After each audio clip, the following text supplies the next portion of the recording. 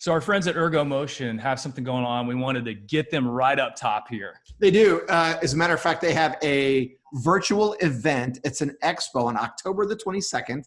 And you got to go check them out and learn how to earn more with the world's most innovative adjustable bed base. You can go to ergomotion.com/expo, ergomotion.com/expo. And you know what?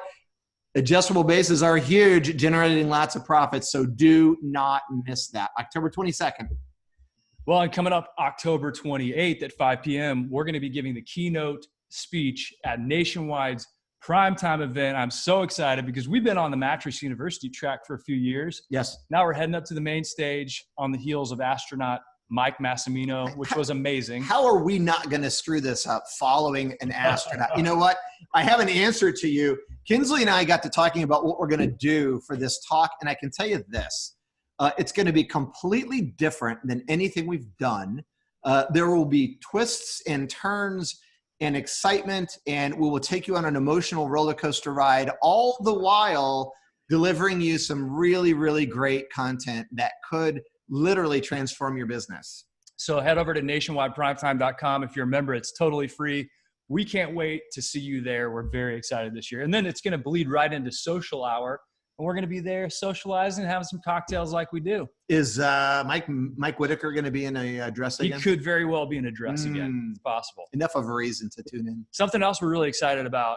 Look, and this happens before October 31st. Do you want a $400 Visa gift card from Podium? That is the dumbest question you have ever asked. Hands up. Who does not want $400? Hands up. So I'm in. This is the deal. Both hands up. Whenever you sign up for Podium before October 31st, you're going to get a $400 Visa gift card, but you got to sign up. And here's the deal. If you're an existing Podium customer and you add a new location, you also get the $400 gift card. What? We're going to make it super easy on you too. You don't have to do anything. Pick up your phone right now. Text us. 843-MARCOS-2, M-A-R-C-O-S, so 843-MARCOS-2. We will be your concierge service to get you set up with one of our good friends at Podium. How about that? Yeah, it's great. And no nudes, please. I know what you're thinking. Just don't even go there. Yeah, because he might text one of his back. No, and then I it's would going to get never, really weird. Never. All right, 843-MARCOS-2. We promise it's all going to be good stuff. So here's what I'm thinking about at this moment. If you are in Harry Roberts' circle, like if you're in anywhere within his concentric circle, which is a good place to be. It's a great place to be, and you're bound to get looped into something fun, interesting, or unique. And so it was no surprise to me whenever Harry Roberts, who was one of the founders of Mattress Firm, he's a friend of the show, he's a personal friend of ours, and it's a guy we love. So it was no surprise whenever he said, you know what? You've got to meet my cousin, Wes Roberts. And so Wes is on the show today. And so Wes, let me tee this up a little bit. So like I said, you're cousins with Harry. You guys are best friends. You started Edward Jones offices in Alaska. You've run 10 marathons. You play guitar and sing. And you grew up, I kid you not, in a hotel. So before we get to all that, Wes Roberts, welcome to the show. Thanks so much for being here with us. Well, thanks for having me, guys. I'm both humbled and honored to be here with you guys here. I love your podcast. I love seeing and listen to my cousin and best friend Harry on it. And I've listened to several others also. Well, thank you. That's very nice. Harry was, at the time, we'd have to go back and check. He was the most listened to podcast we'd ever done for a while. So we know that people in the industry love Harry, and we do as well. And he has a great story to tell. So, okay, tell us about your friendship and your family relationship with Harry, and tell us about you guys growing up, because you grew up in a hotel. We have that correct. Is that right? I grew up in a hotel in northern North Dakota, and Harry grew up on a lake in Mitchell, South Dakota. I was in Devil's Lake, North Dakota, by the way. And I'm a little older than Harry by about 6 years. So when we would drive down to Mitchell for the summer vacation, I wouldn't even say hi to anybody. I'd get out of the car and run to the lake with my fishing rod, and Harry and I fished carp all day long. And that's where our friendship started. But we really bonded years later when we worked together for American Bed in Houston, summer of 1981. Summer of 81, you guys find yourselves in Houston selling mattresses. Yeah, What was that like? between his junior and senior year of college, and I was running a store for Jack Smith on the Gulf Freeway. And Harry worked with me in my store, and I don't remember ever having more fun than that. He's such a great guy. And Wes, did you think he was kind of crazy getting into the mattress business, or? No, not at all. I was behind him all the way. I knew he had kicked butt. I think Harry told me that you guys had like a $10,000 day back in 1981. Did I hear that right? We did, Saturday afternoon. And at the end of that day, we didn't have a delivery man. I don't know if he went home early or what, but we spent the evening then delivering beds. And just like our dads were brothers and best friends, and they love to get together and laugh their asses off. And that's what Harry and I do best. When we're together, we're laughing. Take us back in time a little bit, because when Harry told me that you grew up in a hotel, you know, he kind of peppered in the idea that, you know, hotels have hotel bars and they have people that live there full time, and you're living there full time as a kid, and there are prostitutes and there's all kinds of stuff going on. What are some of your favorite stories from growing up in the hotel? Well, we had a bar right downstairs. It's a Great Northern Hotel, by the way. It was right across the street from the railroad, Great Northern Railroad. And I was a bellhop early on at 10, 11, 12, and then a desk clerk. And working night shifts was one of the most bizarre things ever, 10 to 7 in the morning. Within 5 blocks of our apartment, our hotel, there were 13 bars. So it was kind of mayhem on the streets out there. I had to learn how to stand up for myself at an early age. I remember my dad telling me as a young man, he said, always try to avoid altercation. And if you can't, you get that first one right in the nose, and then you yell for your brothers or you run like hell. And I just hide behind Kinsley. It works really great. Did you ever have to take that advice and pop somebody in the nose? Yeah. Yeah, and I've taken my fair share of butt kickings, but I've given a lot more. Not bad for a skinny guy with big feet. Well, big feet help you run fast anyway. Pop him in the nose first and then kick him second with those big feet. So was Harry ever involved in any of those altercations, Wes? No, we never had a fight together. Not yet, but you know, who knows? So you grew up in the hotel, and then, you know, Harry let us know that you ran a bar for a long time, and then you eventually ended up in Alaska. Tell us the story about how you ended up running a bar, and then how did you get to Alaska, where you lived for 20 years? Well, back up to the Great Northern a little bit then. In the late 60s, when I was in grade school, small town hotels were in nosedive across the country. And we have 4 hotels downtown Devil's Lake. And with 20 bars in a town of 7,000 people, with the hotel in a tailspin, my dad did what he had to do. He had so much competition, he started bringing in what we called at the time go-go girls from Minneapolis. And so that was pretty unique, because when I was in 6th grade, if I went home with my best buddy, Peter or Jim, after school, we had cookies and milk. If they came home with me, we had the matinee. So quick story. One day I had like 3 of my buddies, and the stage was in what we call our banquet room, the Empire Room. I could take buddies in there, and the only person who knew we were there would be the girl dancing. So I had 3 of my buddies, and we're watching Barbara Ann dance, and my dad came walking in, and my buddies freaked out. You know, it was no big deal to me. If they weren't with me, I would be sitting in the bar with my dad having a ginger ale, watching him play cribbage and taking in the matinee. I said, "Hi, Dad." And my buddies, they stiffened up and they were freaking out. And my dad's on to that right away. He looks at them, they think we're going to get our butts kicked. And he takes a nice slow drag off his mirror or air tip. And he looks at his watch and he says, "I'll give you a little shits, 30 minutes to get the hell out of here." He walks out.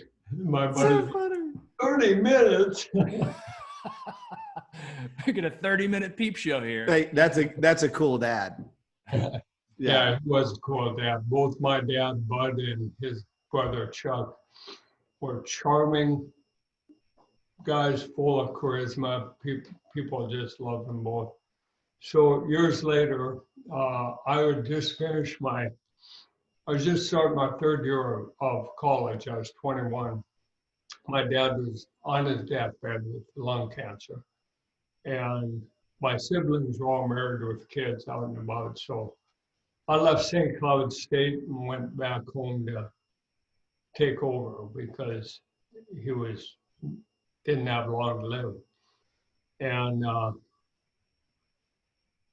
remember sitting by his bed, and he said, "You gotta go downstairs and take over the bar." The hotel was already closed down, we just had the bar. So he was giving me instruction, and the last thing I said was, "Dad, what about the girls?" Well, he said, "Well, here's their agent's number." And he said, "Always meet them at the train and make them feel welcome. Some of them are just kids with fake IDs.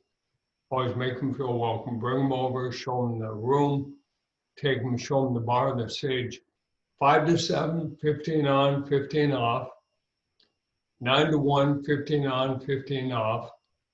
And this is not a whorehouse. If you have something else going on sideline, it's not in this building. My mom lives here." So that was a spiel I used time and time again as I meet the train every week.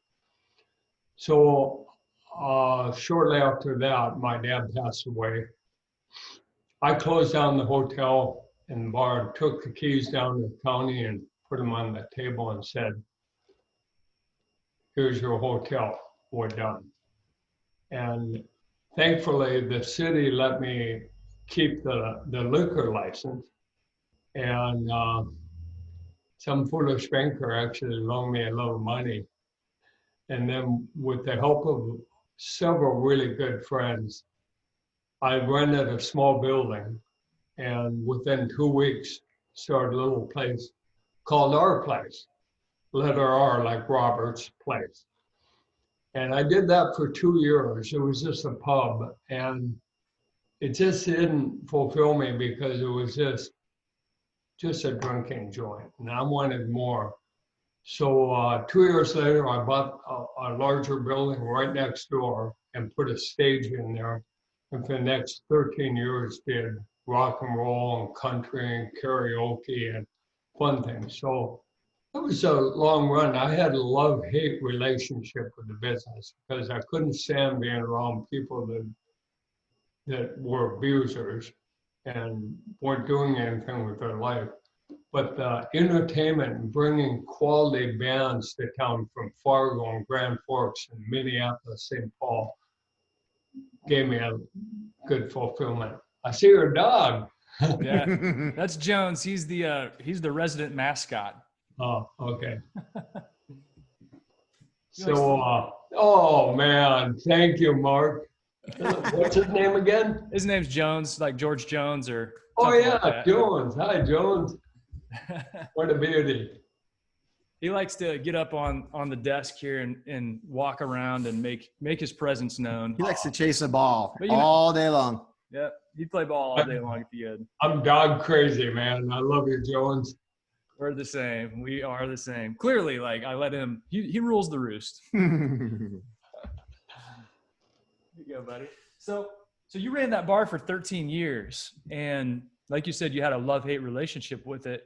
What happened next, or what was the transition or the event that led to your next stage? Okay, well, let me back up a little bit. After, when I opened a new place, sadly, I was in a horrible accident and lost a friend and got worked over pretty bad. My hip came out and I broke my leg up and bad. And Wes, is that a car accident? yeah, I see. Okay. at that point, I took a sabbatical from the bar business. Thought, I was done. And that's where I met Jack Smith. And he invited me to Houston to take a look at the the bedding industry. And it was really a great experience. Jack was such an amazing entrepreneur, super inspiring guy.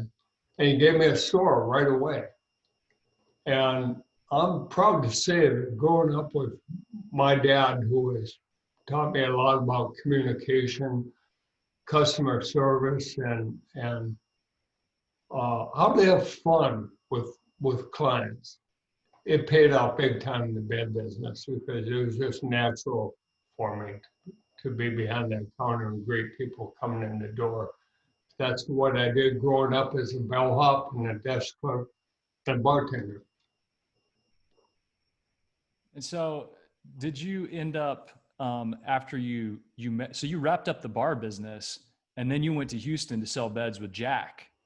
Yeah. And then you were in Houston. How long were you in Houston? And then where did you go after that? Only for the summer of '81. And then something happened. I lost the person who had managed the bar. So I went back and took over thinking, this will be short term. Because my mom was kind of heartbroken. She said, honey, you don't want to be in the bar business. You grew up in it. You know better than that. And I said, I won't raise a family in this business, Mom, I promise. As soon as I settle down and start a family, I'm done. But little I know I'd be in 10 years later when a beautiful school teacher walked in one day and caught my eye, and we settled down and sold the bar and went to Edward Jones. And basically, the Edward Jones guy in Devil's Lake, Jim Fox, was sitting at my bar one night, and he said, man, I can't believe how hard you work. I said, nature of the beast, that's food and beverage. I'm running my tail off. He said, come and see me on Monday morning. I want to talk to you about a good opportunity. Hey, Wes, I'm a big believer that jobs build on each other. So the things that you did in the bar business, like when you look back at that and then you look at your experience with Edward Jones and even things that came later, like what was it about the bar business, do you think, that really helped you get ready for the next stages of your life? I'm just curious, because I was in the bar business too and I loved it, but it's hard work. It really is. Yeah. I wouldn't wish on anyone except for it is a great opportunity to hone communication skills. But great question. It brings a story to mind.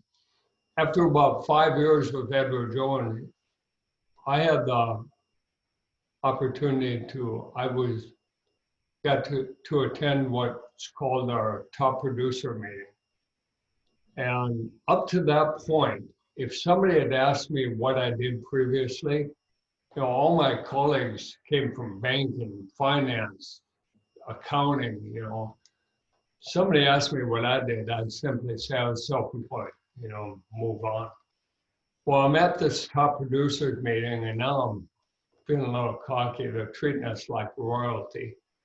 And it's the end of the day and we're having cocktails. I'm having a nice ice cold Budweiser. And this old partner walks up to me and puts his arm around me and he says, "Congratulations, son, top producer." He said, "Now, what'd you do previous to Jones?" Well, now I'm feeling a little cocky. I said, "Well, Joe, I was a bleeping bartender." And he hesitates and he cocks his head and looks at me and he says, he looks around the room and he says, "My, oh my, son, what an advantage you have over everybody in this room." And that's when it clicked and I realized that not just bartending, but growing up in the hotel and dealing with people when I was 10, 12, all the way through high school. And when you're behind the bar, you're dealing with the amiable and the other end of the spectrum and every personality in between. So a long way answering a question mark, but food and beverage helps people hone their communication skills, and that paid off nicely in this business. I have to follow that up with one quick question, Wes. So what is it? Because it's a connection to people, right? It's your ability to, be around people and connect with them. What is it like? What is it? What is the key, do you think, to doing that? Like, you're in the bar business and there's a lot of people that come in regularly. Some people you just meet because they're passing through. Like, Sure. what is it like for people who maybe don't have those people skills? Like, what do you think the trick is Number to one just is make that connection? it's asking questions and being a good listener. Mm. Where are you from? Tell me about your family. Are you a hockey player? Please. You like music? I got an acoustic guitar if you want to jam. So yeah, just showing interest in people and being a good listener and letting them rock on that. So whether it's selling beds, bartending, financial advising, or being a dad, it's all about connecting with people. We say all the time that your secret superpower in mattress retail is your ability to ask really good open-ended questions and listen, not try to rush to map somebody's response to a product, but really listen and show that you care. So that I totally agree. My path to that was not through food and beverage, but it was through journalism. I was on the radio at 19 and then kept at it, doing journalism stuff for about 7 years. But man, that's a place where you ask questions and you have to listen and you a lot of times you'd go out and you'd hear ahead of time from your news director, this is the story. You get out there, you ask a few good questions and you really listen to folks, and that's not the story. But you got the real good story, the real compelling story by listening to people, which is awesome. But I love hearing how people get there, because that is this, it's the meta skill that informs everything else we do, it seems like. It is. And the great thing about listening, for you, and this is a great point of why you listen. It's when you're asking those questions and you're being empathetic and you're listening and you're really dialed in, intently focused on that person who you're talking to, listening builds the trust that's so critical for the selling process for you at Edward later. And for you, if you're listening and you're building that connection and trust, then when you're asking those more important questions, they feel like they can talk to you about that, right? I mean, isn't that a big part of the journalistic approach to that? Yeah, for sure. Well, and I can only imagine, Wes, from your perspective, if you're dealing with people's financial future and really trying to help them not just make money for the sake of making money, but what do you want your life to be? Mm-hmm. I'm sure that you get into conversations like that. What's that like? Well, right. People don't want to hear about upside down ratios and price earnings multiples and all that, Joe. They want to know you care. Yeah.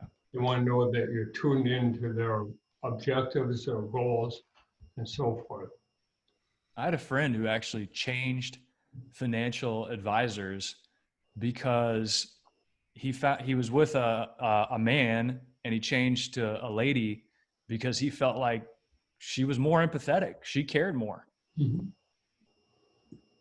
So it's true. So, okay. Take us into Alaska. What's it like living in Alaska? I want to know, like, you big game hunting every day, like you taking bush planes over the mountains. It's a wonderful place. I'm so thankful that we were able to raise all three of our kids up there, and it's just a great environment. And if I may back up a little bit, when I was hired by Edward Jones, they said, where do you want to go? And Stephanie and I just got married. And I said, we'll go to Alaska. And the guy said, oh, because of the curvature of the globe and the satellite system that we have is in the southern hemisphere, it doesn't get over the hump to service Alaska. So we ended up going to Rapid City for 1 year. And then one day, it was just after Christmas, I got a call from St. Louis. And the partner says, are you the young man want to go to Alaska? And I said, yes, sir. And he said, go home, tell mama you're going to Alaska, because we got a new satellite. So I did. I went home and told Stephanie she was teaching school. And so I went to I drove the Alaskan Highway alone. And she and our 1-year-old son came in June. So I had 6 months where I could work long days. I've missed my family, but I could work as long as I wanted to, and that was really a nice advantage just getting going. I got to Anchorage, and I thought, I remember when the guy came to Devil's Lake, North Dakota, Jim Fox. Within a year, everyone in town knew him. I thought, in a small town, I could be Jim Fox. In Anchorage, I'm just another person. So I found this neat community on the Kenai Peninsula called Soldotna, Russian name.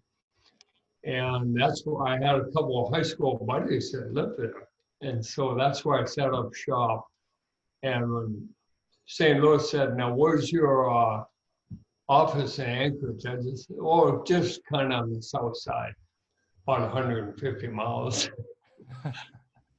And so exactly that. Within a few months, I was on the Chamber of Commerce. I was in Rotary. And I found an acoustic guitar partner, and he and I played all over the place. And I've always used, that's my business card right there. He's holding up for those listening on the podcast, Wes is holding up a guitar pick that says Wes Roberts. And what does it say at the bottom? And on the other side says Edward Jones. Oh, okay. Edward Jones and your phone number. Nice. That's the only business card I've ever used. I love that. That's great. Drop them on the floor at grocery stores. And you ever hand it to people and they don't know what it is? People are always intrigued. And, a white card gets used as no card or thrown away, but people don't throw that away. They either use it or they give it to their kid or friend who's a guitar player. And it's real common now as somebody walk in out of the blue and say, yeah, you gave this to me at the bar about 6 months ago. I need to do a rollover of my 401k. I love it. Surprise and delight. Oh, a cool story in Alaska. First year I was driving down the road one day between Soldotna and Kenai, and I saw a reader board that said October or something, America in concert. America? I grew up with America. Horse with no name, Sister Golden Hair, all that. And I pulled in, I walked in there, and I said, who's putting on this concert? And they pointed out the guy that walked in, and I introduced myself, and I said, thank you so much for bringing America to town. I'm a huge fan. Now, who's opening act? He said, I ain't got no one. And I said, well, I don't want to volunteer. And so he said, well, let's have an audition. So I called my partner, Dave Boyle, who is an amazing guitar player, and he came over, and we kicked off a version of Amy by Pure Prairie League and got the job, got to open for America. Oh my gosh. So you got to hang out with them and Yeah, it was So cool. We're doing our opening act, and the whole American band is right over here, about 15 feet, watching my average butt. How fun is that in Soldotna, or is that in Anchorage? That was in Soldotna. Oh wow! So what was the population of Soldotna? Describe the town to us. Soldotna is about 5,000, and then Kenai, which is basically attached to it, it's about the same size. So it's about 12,000 people in the two towns. And was it on the water, in the mountains, like just classic landscape? Kenai was right on the Cook Inlet, and Soldotna was a few miles in. The famous Kenai River, the home of the largest king salmon in the world, came right by my office. And another quick story, if I may, when I got there, I went to the chamber to become a member, and the world record king salmon was sitting there in a case. And when I was leaving that, I read the label down here. It said, "Caught by Les Hansen of Soldotna."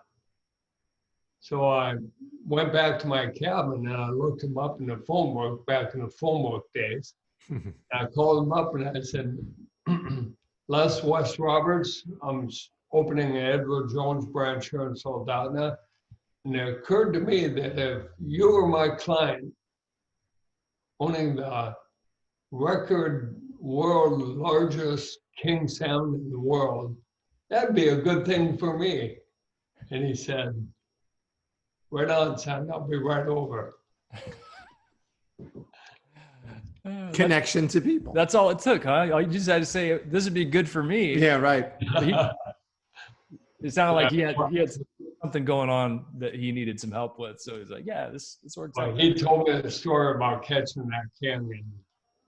And that was a story I'd tell everybody across the desk.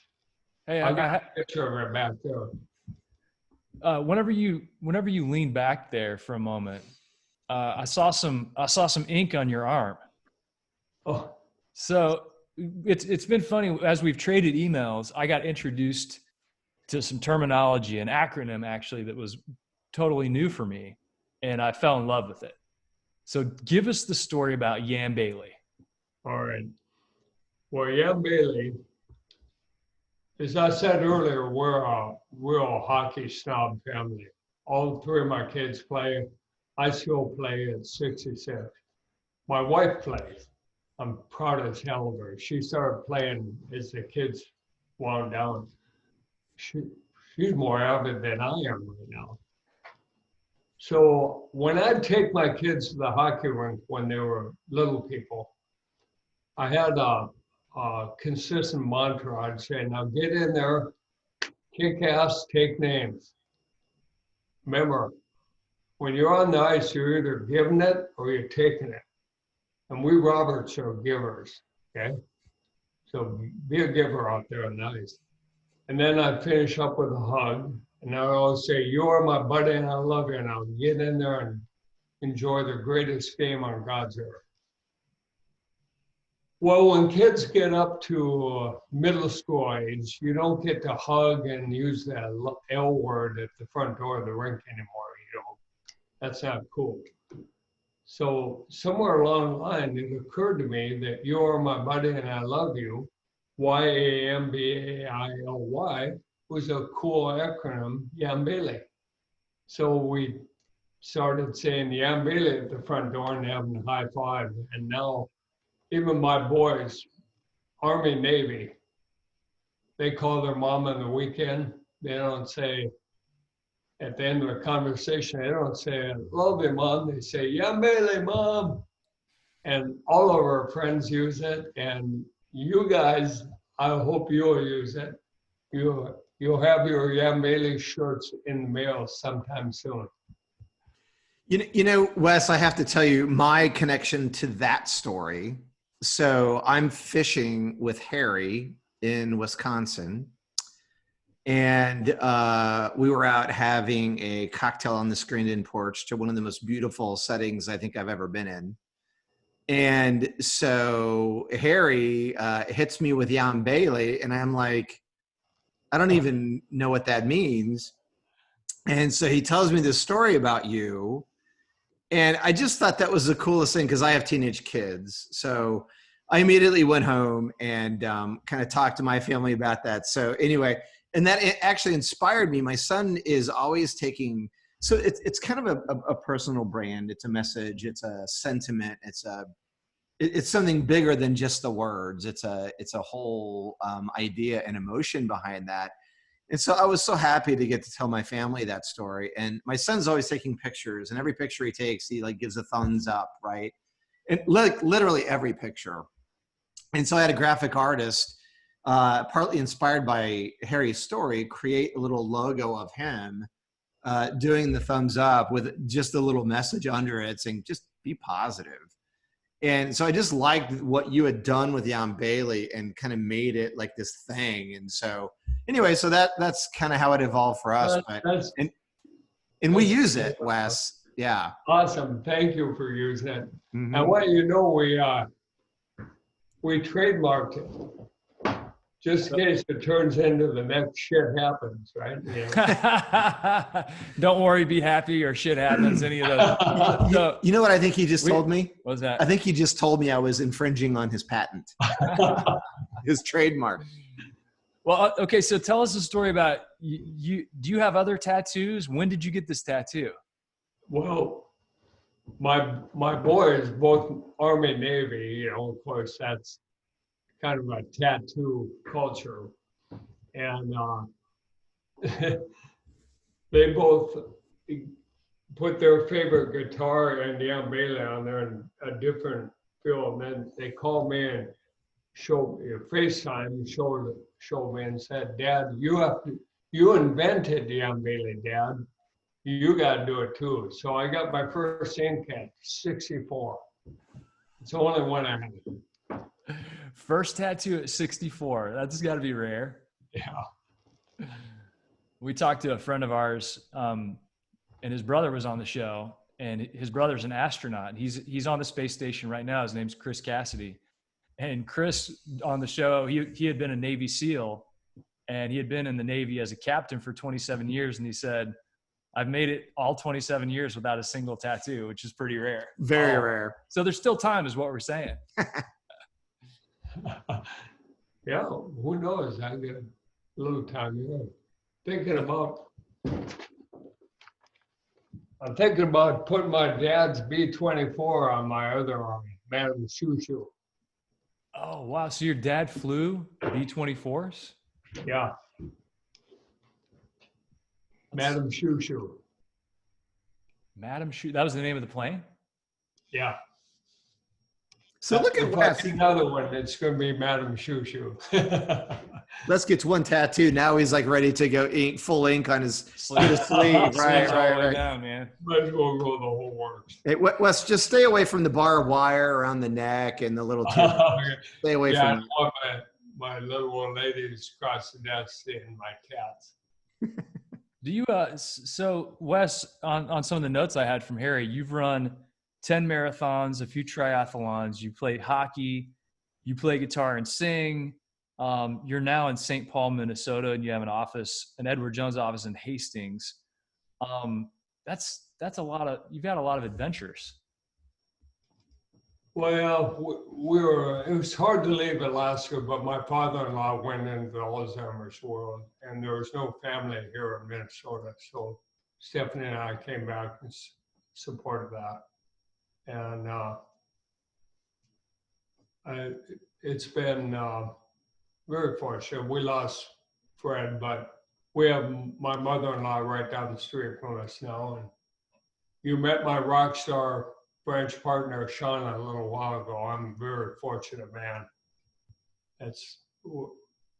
Edward Jones has a pretty special culture. Every one of our offices is just one advisor and one branch partner, branch office administrator. And that's so important to have a rock star like Shauna. I have a little connection to Edward Jones because the Edward Jones family put in the longest rails to trail in the country, and it runs now from St. Louis to Kansas City. Yeah. And so I've ridden that trail, and it is an amazing gem planted right in the middle of Missouri. People come from all over the world because you can ride over 250 miles with no traffic on hard packed gravel. And it's just such a fun adventure. I love it. I'd love to do that. I've heard about it. Yeah. Ted Jones is quite a guy. Yeah. What a great vision to take that old railroad bed that was ripped out and not active and turn it into something that people literally, I met people from all over the world. Awesome. Wes, you know, in life, I mean, no matter what you're doing, you just have such an interesting past and all the things that Mark just talked about you doing. There's the good times, and then there's always the struggle. Like, what has the struggle in your life taught you? How has it brought you to where you are? The struggle, Mark? Sure, yeah. Well, that's, I've had a pretty blessed run. I've had a lot of struggles until recently, you know, about my recent diagnosis. But when I look over my shoulder, having anyone who runs a marathon gets a nice level of confidence, because that's 26 miles. And I have done 4 of them in my 60s. And so I'm most proud of those as opposed to ones but all 3 of my kids have done a couple marathons already too. And I've told them that, you know, anytime you run into a struggle, anytime you have something that's really weighing on you, remind yourself that you've knocked down a couple marathons, and that'll help you get to the end of that challenge. Absolutely. Wes, talk about your diagnosis and what that's been like. So you were diagnosed with ALS. Yes. So on in March, I noticed a year and a half ago when I'm doing a gig, and my throat was, text from Cousin Harry, my throat was just not responding, and I couldn't do certain songs because I couldn't reach a note.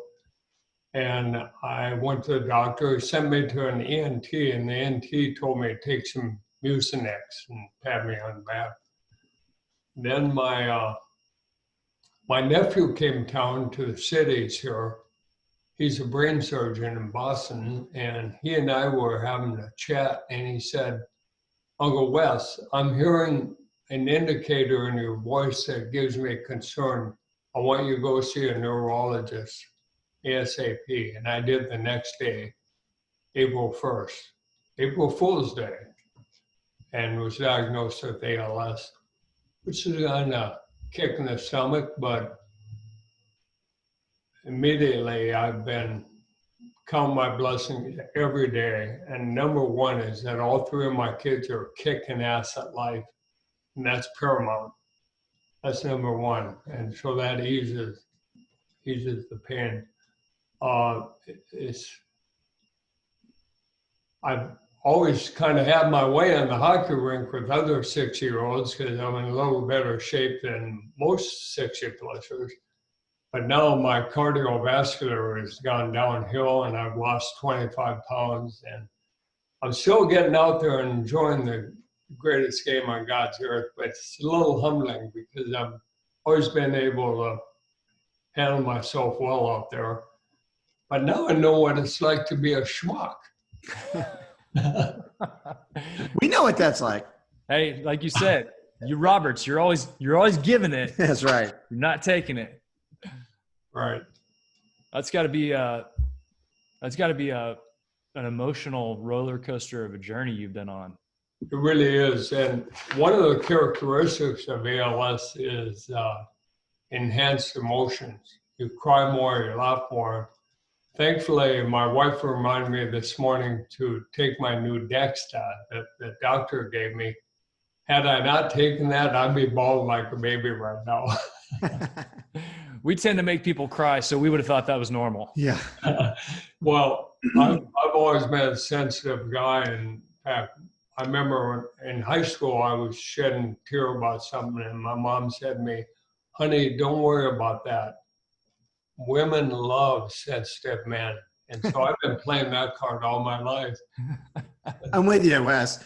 So, Wes, you know, when people go through a valley like that, or they get news like you got, you know, there's a lot of people that take that and they immediately become a victim, and they immediately kind of turn inward, and there's a lot of despair, and it paralyzes some people, not physically, but figuratively. So did you have that sense? Was there ever a moment when you were like, what am I going to do? And you weren't really sure you were going to handle it? Or were you just like, you know what, I'm going to kick this thing in the ass and live my life regardless? Well, I've always been a fighter. I told you, my dad taught me how to be a first punch artist early on. And after the diagnosis, I came right back to my office. I hope this is okay. I changed my password to FU ALS, because that's how I start my day every day. And typical prognosis is 2 to 4 years ALS average. Well, I'm not average. I'm a fighting son of a gun, and bring it on. And again, count my blessings every day, and I've always put a high premium on friendship. Boy, it's come through loud and clear right now. I can't tell you how many friends are contacting me, but I've got a full brochure of letters and cards. People are traveling from Alaska to visit with me and spend a few days before I go downhill. All my siblings came to town a couple of weeks ago for my birthday. Friendship makes the world go round, man. It's just, again, if I hadn't taken my new desk out, I'd be crying all over the place right now. Hey, when you live your motto as Yam Bailey, you're probably going to end up some pretty good friends in that tribe. Mark, we say that one more time. I said when you live in your motto as Yam Bailey, you're probably going to end up with some really good friends in that tribe. Yeah, and it warms my heart when my friends use Yam Bailey. So you guys are going to warm my heart. I can't wait. Now, I ordered a new inventory. We're a little low right now, so it might be a few weeks, but your Yam Bailey shirts will be there soon. We are going to rock them right here on this show. I Can't promise wait to get my Yam Bailey shirt. So Wes, I know that you know this, but I just want to point something out. You've been talking about being, you know, the Roberts are givers, and I think I'm maybe stating the obvious here, but you're a giver in terms of the physicality of being on the floor and in fighting and hockey and all of that, but you're clearly a giver in so many other ways. Like, you understand what it means to give attention to people, and your empathy and your ability to listen and spread joy and play music and share your art and family and the value you place on that. So I love where you're coming from that perspective also. And Kinsley and I are big believers about the spirit of abundance and being generous with who you are in your heart. And we clearly see that in you. So we're really, really fortunate that we get to have some time with you and learn from you and let some of that brush off onto us and our audience. So thank you. Well, this has been really fun for me. You guys are awesome communicators, and you have great questions. I love your podcast. We appreciate that. Hey, Wes, for people out there who might be facing their own struggles, or maybe, you know, this time that the world is going through is very uncertain, but you have uncertainty on top of uncertainty. What's your advice to people? You know, when you are able to give them your perspective and your wisdom, what are some of the things you say? Well, I say look over your shoulder and count blessings, and holy cow, I can look over my shoulder and even my love-hate relationship with my bar was a blessing in schooling me up about communication in life. I got to live in one of the greatest states in the Union for 21 years. My kids are awesome. They're all hockey players, they're all musicians, and they're all top-notch communicators, which warms my heart. So anybody that's playing the victim card, that I have a story I like to tell, if I may. Please. I was doing a triathlon last winter, and I've done a couple of dozen. And I'm an average swimmer. And one of the most intimidating things I've done many times over and over is walk into a lake with 100 people, because triathlons draw high school swimmers, college swimmers, and so when they take off, all these stud swimmers are, and I'm average at best. So I'm walking into the water and I'm kind of feeling a little victimish. And I look up and there's a young lady in front of me hopping on one leg. And she had a prosthetic. I love to tell this story to anybody that's feeling sorry for themselves. Holy cow, I have nothing to complain about. So I get in the water and I swim my quarter mile. I ran up to my bike and she was right next to me. And I, of course, being the crybaby, I'm wiping tears out of my eyes. I went over and I tapped her on the shoulder and I said, young lady, you are so inspiring. May I have a hug? And she just grabbed me and pulled me in. She said, good luck. Well, she beat me in the water. She beat me on the bike. And then she was the last person to finish the triathlon because she didn't have one of those spring legs. She had a stump. And I've got a beautiful picture here. I love to show that to people, and I like to show it to myself anytime I get a little down, and anytime I run into somebody feeling sorry for themselves. There's a young lady that could have been playing the victim card all over the place, and she's just beaming in this picture at the end of the triathlon. Do you have it there? Can you hold up the picture for us? Might take me a minute.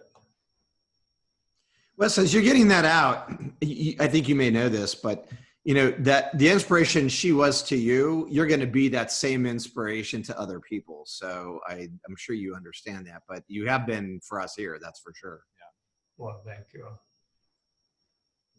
Oh.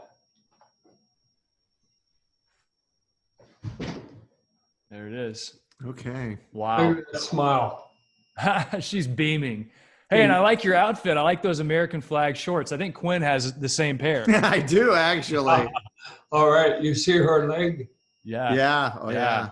Yeah. I always wear anything honoring our country when I'm running a marathon or a triathlon. 2 boys in the military. Actually, my oldest son, fresh out of the Navy, Daniel, is in the Edward Jones training program just in the nick of time. He'll be joining me here next week. Oh, fantastic. Congratulations. That is great news. Well, hey, Wes, this has been, there he is. Oh, and he's full uniform. Oh, he's got that winning smile just like his dad does. He looks like a Roberts, that's for sure. One more. Here's my Army guy. He's a Green Beret. Oh, he's up there then. That's incredible. May I just back up one time? Please. Yeah, of course. In Alaska, one day I was at my office on a Saturday morning, which was right next to a hockey rink by design. I looked out the window and I saw a farmer's market set up in a lot, and I ran over there, found the operator, and I said, great market, you need some music here. And he said, can you do it? And I said, hell yes. Ran home, got my PA and my oldest son, and we did that all summer. And he inspired his brother and sister, and they joined us next summer, which really warmed my heart. You know, public speaking is supposed to be one of the most #1 human fear. You know what Jerry Seinfeld says? If it is, if you're going to... You would rather be in the casket than the one giving the eulogy. Right on, Mark. So, and stepping up to a mic and bearing your soul vocally is another level up.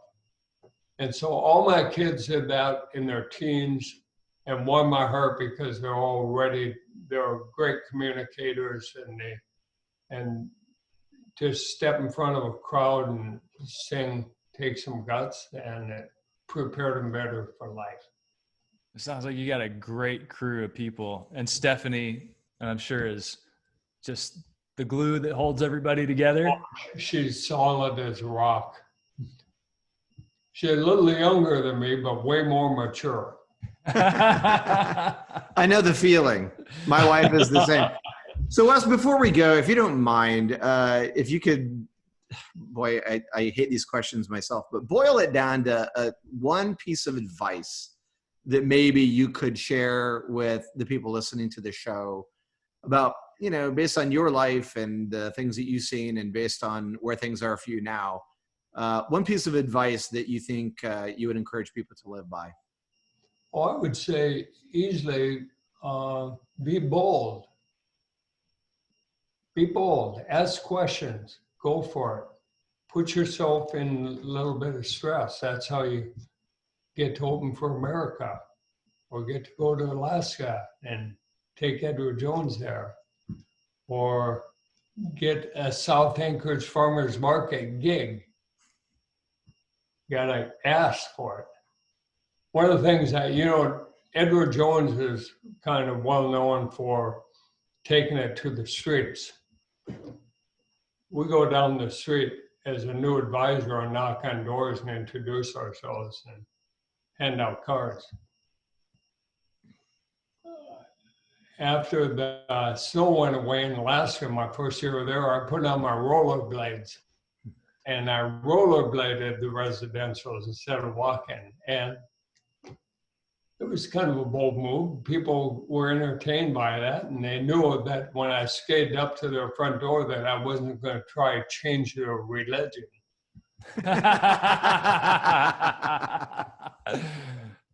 Be bold.